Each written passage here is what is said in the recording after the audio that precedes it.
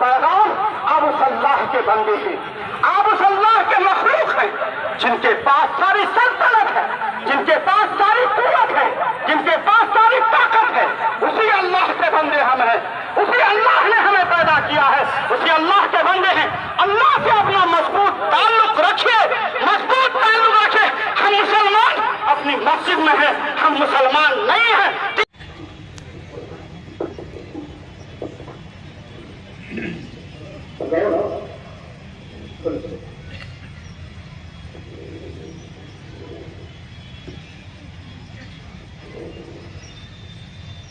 बिस्मिल्लाहिर्रहमानिर्रहीम व बिही नस्तईन अम्मा बाद।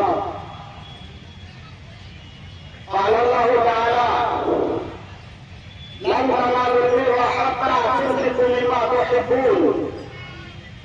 सदक़ल्लाहुल अज़ीम। सवाल सवाल है हमने इस मुल्क के ऐसे धर्म को, सवाल सवाल है हमने इस मुल्क के ऐसे धर्म को, ये अहले जुल्म बताएंगे क्या हमने किया है आदम को। वो संग गया जो खाइल है, रास्ते से हटाकर रंग लेंगे। वो संग गया जो खाइल है, रास्ते से हटाकर रंग लेंगे। हम राहे वफा पे रहो है, मंजिल ही में जाके करेंगे इंशाअल्लाह। बोलिए इंशाअल्लाह। इस तारीखी बजट ईदगाह के मैदान में आए हुए बुजुर्गों, भाइयों, नौजवानों और बिरादरान वतन के सेकुलर मिजाज भाइयों, मुझे आप तमाम हज़रात को रमज़ान मुबारक के इख्तिताम और ईद उल फित्र के खुशी के मौके से सबसे पहले आपको मुबारकबाद पेश करते हैं। अल्लाह ताला तमाम हज़रात को ईद की खुशियां मुबारक करे और आपके रोजे को कबूल करे, आपकी नमाज, आपकी तरावीह और आपके रोजे को कबूल फरमाए। बोलिए आमीन। बुजुर्गों, मैं आज नमाज़ वक्त अब आज आपको मालूम साहब ने फौरन वास्ते आवाज देकर मेरे कहा कि मुफ्ती साहब आप पर गुफ्तगू कीजिए। अभी फौरन उन्होंने मुझे उन्वान दिया, आप पर गुफ्तगू कीजिए। इंशाअल्लाह मैं आप हमारे हज़रात को चंद लम्हों में दो चार पैगाम देना चाहूँगा। इस बात के साथ आप हाथ उठाकर इबादत कीजिए, इंशाअल्लाह हम कुरान करेंगे इंशाअल्लाह। नंबर एक, पहला पैगाम यह है कि जिस तरह से आपने जज्बे ईमान का मुजाहरा रमज़ानुल मुबारक के महीनों में किया, अपनी नमाज के जरिए से, अपने रोजे के जरिए से, अपनी तरावीह के जरिए से और मस्जिदों को आबाद रखा, हम आपसे इस तारीखी रजब का ईद का मैदान में आपसे वादा लेना चाहेंगे कि आप फिर से वादा कीजिए कि इंशाअल्लाह पूरा साल हम इंशाअल्लाह अपनी प्रैक्टिकल जिंदगी को इसी तरह से गुजारेंगे। बोलिए इंशाअल्लाह। इंशाअल्लाह। बुजुर्गों, अभी थोड़ा सा इंकिशाफ अभी आपके सामने मुल्क हिंदुस्तान के हालात के तनाजुर में कर रहे थे।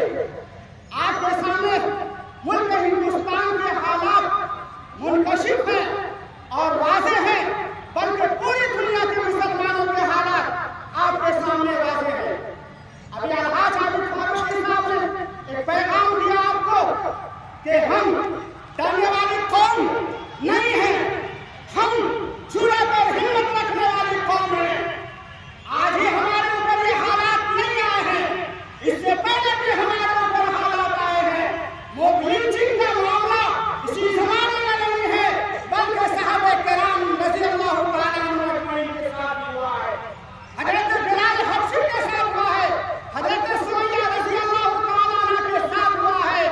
ये हालात ये अभी के नहीं है। और एक बात याद रखिए, हालात मर्दों पे आते हैं, हालात मुर्दों पे नहीं आते। जो कौम मुर्दा है, जो लोग मुर्दे हैं, मुर्दा कौम पर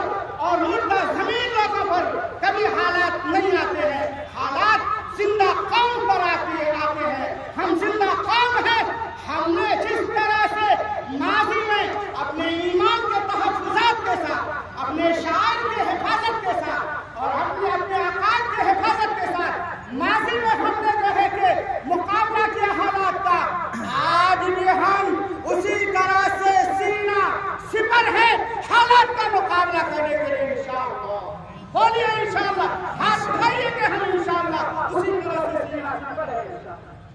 हम जिंदा कौन है? जिंदा कौन कभी हालात से घबराते नहीं। अभी मुल्क हिंदुस्तान में उत्तराखंड के अंदर एक सुप्रीम कोर्ट नाफिज किया गया।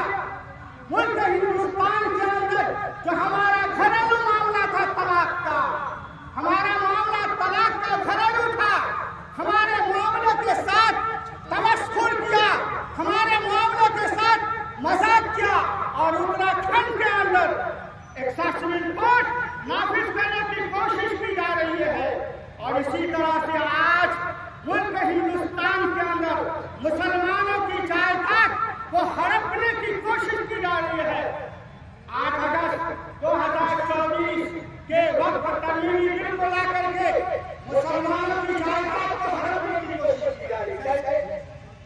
और आज वक्त की जुमा है। मुसलमानों ने हिंदुस्तान की आजादी की जितनी तारीफ पुरानी है उससे कहीं कदीम तक मुसलमानों की तारीफ ये औकात वक्त करने की है। अहमद इसाक ने भी हजरत अबू तलहा अंसारी रज़ियल्लाहु तआला अन्हु ने के बाद बैरहा को वक्त कर दिया था।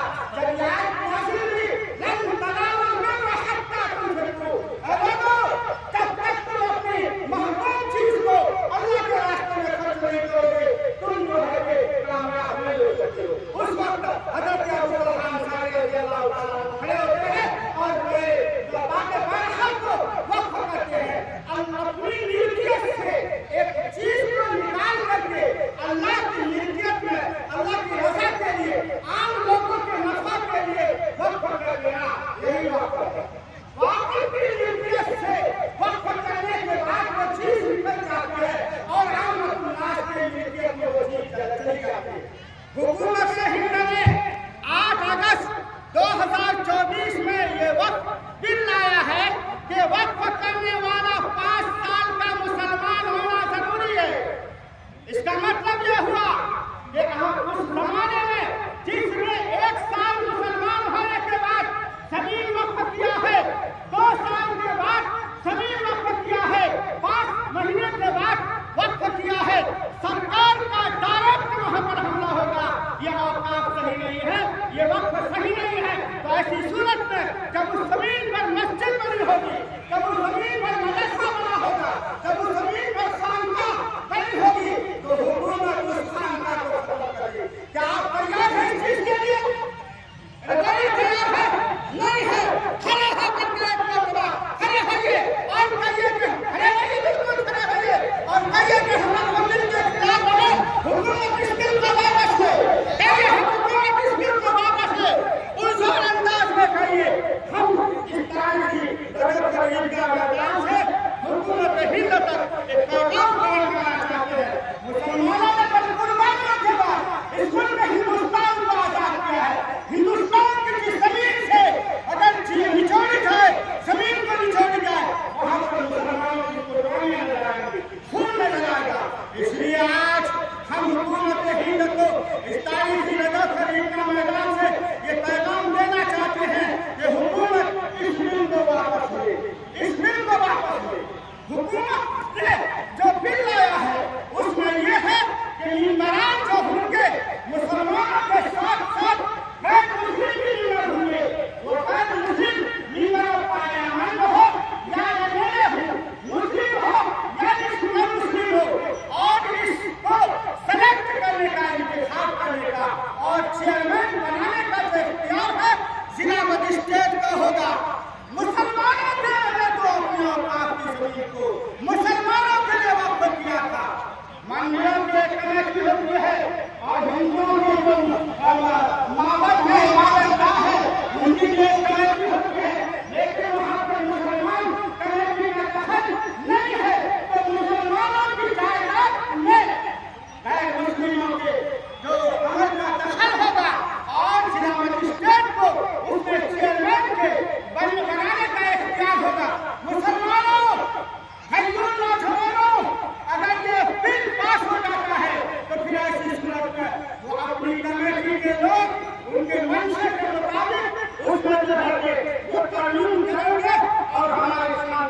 फरोख्त नहीं रहेगी। हम इसको कबूल करने के लिए तैयार नहीं है। जमहूरियत ने हमें हक दिया है, अपनी मिल्कियत की हिफाजत का हक दिया है। जमहूरियत ने हमें यह हक दिया है कि हम अपनी आवाज को बुलंद करके हुकूमत तक पहुंचाएं कि हम इस मिल के खिलाफ है। जोरदार अंदाज में बोलिए कि हम इस मिल के खिलाफ है, हुकूमत इसको वापस ले। बोलिए जोरदार अंदाज में, हुकूमत से अपील करते हैं कि इस मिल को वापस ले। इंशाअल्लाह दुआ भी करेंगे इंशाअल्लाह। और तीसरा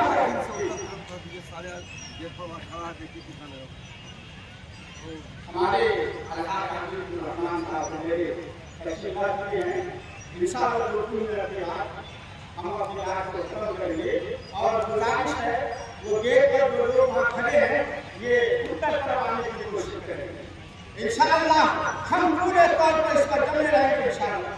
अकाबिर जब भी ऐलान करे, उलमा जब भी कभी ऐलान करे, आप जो है उसका साथ दीजिए। आपके पास यही हथियार है कि आप उनकी आवाज पर लब्बैक कहें पूरे अपने तरीके से, कोई एहतजाज नहीं। हम अमन के पैगाम पर हैं, हमने सलामती का पैगाम दिया है। सलामती के अंदाज में हम हिंदुस्तान तक अपनी जमहूरियत की आवाज को पहुंचाएंगे और जमहूरियत ने जो हक दिया है उस पर अमल करेंगे इंशाअल्लाह, उस पर अमल करेंगे। हम हक के आलम नंबरदार हैं, हम अमन के पैगंबर हैं, हम अमन की तालीम देते हैं। इसलिए आप आलम के झंडे को अपने हाथ से, अमन के झंडे को अपने हाथ से गिरने नहीं देंगे। दूसरा पैगाम वो ये है कि बुजुर्गों अपने ईमान की हिफाजत कीजिए। आज इब्तिदात का माहौल बन रहा है, मुर्तद हो रहे हैं, लड़कियां मुर्तद हो रही हैं। अगर इसलिए हम अपने ईमान की हिफाजत करेंगे इंशाअल्लाह। घर में दीनी माहौल बनाएंगे।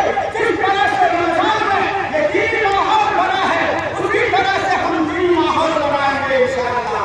अपने इदारे की हिफाजत कीजिए। ये इदारे हैं, इस्लाम बाकी रहेगा इंशाअल्लाह, क़यामत तक बाकी रहेगा। बोलिए इंशाअल्लाह बाकी रहेगा। इदारे का साथ दीजिए, इदारे में पढ़ने वाले का साथ दीजिए।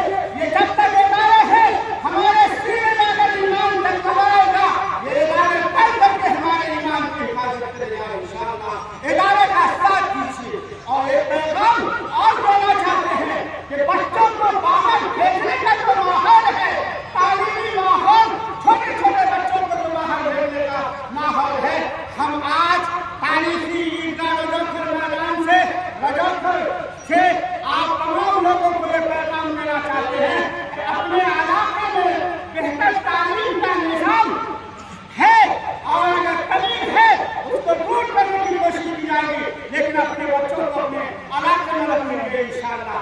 इन्हीं चंद पैगाम के साथ आप जिंदा कौम बनिए। इन्हीं चंद पैगाम के साथ आप ईमानी तशक्कुसात के साथ जीने की कोशिश कीजिए। ईमान डगमगाए नहीं। इन्हीं चंद पैगाम के साथ इदारे की हिफाजत कीजिए और सियासी शोर भी पैदा कीजिए। लोगों मैं एक बात और कहता हूँ कि अगर आप बावकार शहरी बनना चाहते हैं, आप चाहते हैं मुल्क हिंदुस्तान में हम बावकार शहरी बने, तो जहाँ पर आप कानूनी हथियार को अपनाते हैं वहाँ पर सियासी शोर को भी अपनाना होगा। सियासी शोर दीन का एक हिस्सा है, दीन से बाहर की चीज नहीं है। बहैसियत मुफ्ती मैं मुफ्ती इनामुल महमूद में कहना चाहूँगा, ये सियासी शोर दीन से कोई खाली चीज नहीं है। इसलिए सियासी शोर भी पैदा कीजिए। अल्लाह ताला से कहने से ज्यादा अमल करने की तौफीक अता फरमाए, हमें कुव्वत अता फरमाए, हमें जुर्रत अता फरमाए। ए अल्लाह हमारे औकात की हिफाजत फरमा लीजिए। ए अल्लाह हमारे ऊपर हालात आए हुए हैं, हम ही आपसे ये दरख्वास्त करते हैं। ए अल्लाह हमारे हालात को दुरुस्त फरमा दीजिए। ए अल्लाह हमें हिम्मत दीजिए। ए अल्लाह हमें ताकत दीजिए। अपने ईमान की हिफाजत की ताकत दीजिए, अपने औकात की हिफाजत की ताकत दीजिए। रब्बना तक़ब्बल मिन्ना इन्नका अंतस समीउल अलीम।